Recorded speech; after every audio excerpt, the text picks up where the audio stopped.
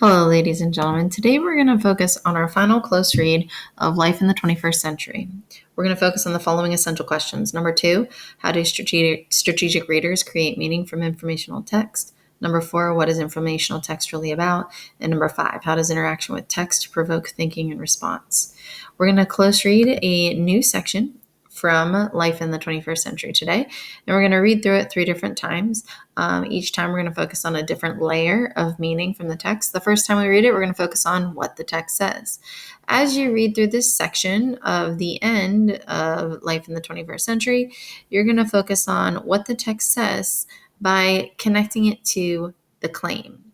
The question reads, which evidence from the above excerpt best supports the claim that archaeologists organized discarded TVs chronologically to study television trends through the decades? I want you to please quote the evidence and follow it with a clear explanation as to why it's the best choice. As we do this is actually focusing on a learning target that we've covered many different times, which is learning target number 1, to cite several pieces of text evidence in the form of quoted references from the text. The difference between this and many other times is we're looking for the best choice. I want you to really sift through that first initial reading. Think about what the claim is saying and really determine, of those 2 paragraphs, which one quote is the strongest piece of evidence.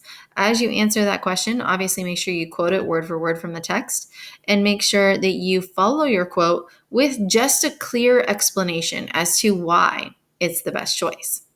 In phase 2 of our reading, when we read for how the text says it, we're actually going to have 2 different questions within this phase. The first question within this second reading of the text is the following. Look for a key sentence that hints at the author's point of view, specifically around finding televisions at the landfills. What does this key sentence that you found reveal about the author's point of view? And cite text evidence to support your response. As you answer this question, we are focusing on learning target number 7. Learning target number 7 is on point of view. Determine the author's point of view in a text. Now, remember, we talked a lot about point of view, and point of view is to think about the author's position or outlook. This means perspective.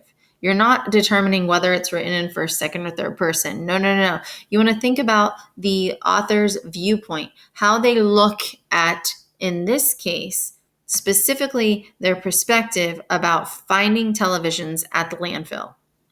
As you answer this and think about the author's perspective of the task of finding televisions at the landfill, I want you to begin your response with the following sentence. The author hopes or believes or thinks or wishes what about this task of finding the televisions in the landfill?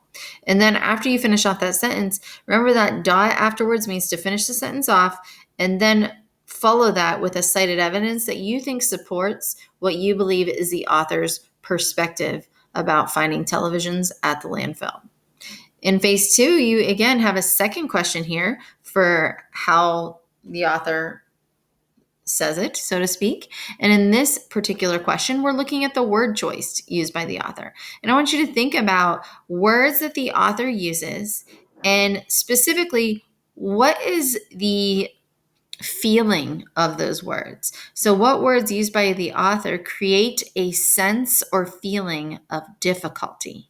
I do want you to cite text evidence to support this response as well. So look for a sentence that really shows that sense of difficulty you think that the word choice in this section shows. This is a new learning target. In fact, I don't think we've covered it yet this year. This is learning target number 22. It's not common that you're going to see this question. So that's why we haven't really taken a lot of time to go through it ever until now. But let's talk about what it entails. Learning target number 22 is to analyze the impact of a specific word choice on the overall meaning of the text, looking at the word's connotation. What does this mean? This means you want to look closely at the words the author uses and answer the question, what is the vibe or feeling that the word is giving off? Now, this is slightly different than tone, because connotation, again, is that feeling or vibe that the word gives off, while tone is the attitude the author is giving off the page. This is also a little bit different from mood, because again, connotation is the emotional or associated meanings that the word has, like in our culture. For instance, when we use the word blue, the associated meaning with that word is sad. I'm feeling blue. It's like a sad word, but it doesn't really give a mood of sadness. It's just that emotional vibe feeling the word gives off by itself. Whereas mood is how you personally as a reader feel about the text. So this is a little bit different. So again, for this particular question, I'm asking you to look specifically for a certain vibe or feeling. And that is the feeling of challenge, of difficulty. So as you read through with that second phase for this specific question on word choice, kind of get a sense of what words really create a sense of challenge or difficulty in the piece. Find a sentence that seems to do that the most and cite it as your evidence, and kind of explain why you think the words in that particular sentence give that feeling of challenge or difficulty. For the final phase of the reading, where we look for why the text matters, we're going to be looking at the evidence as being sufficient. So I want you to reread the text, and then also you're going to be reading the claim that you already looked at for question 1, which is archaeologists organized discarded TVs chronologically to study television trends through the decades. And then think about, is there enough evidence in this particular section to support the claim that archaeologists organized discarded TVs chronologically to study television trends through the decades? Answer the question yes or no, and why you think so. What is your reasoning to support why you think that yes, the evidence is sufficient because, or no, the evidence is not sufficient because? As we look at the evidence being sufficient, we're going back up here to learning target number 14. Learning target number 14 says to assess whether the evidence given in a text is sufficient to support the argument and the claims. Remember, to do this, you are making a judgment about whether the evidence, the facts and details in the text, is enough to support the argument and to support the given claims. If it is enough, if the answer is yes, it's sufficient, then that means they have enough really good evidence, and the evidence is very detailed and specific on the topic of that claim.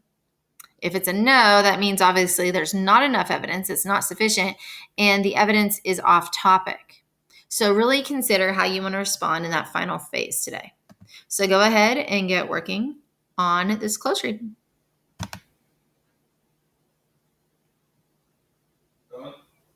Well, I didn't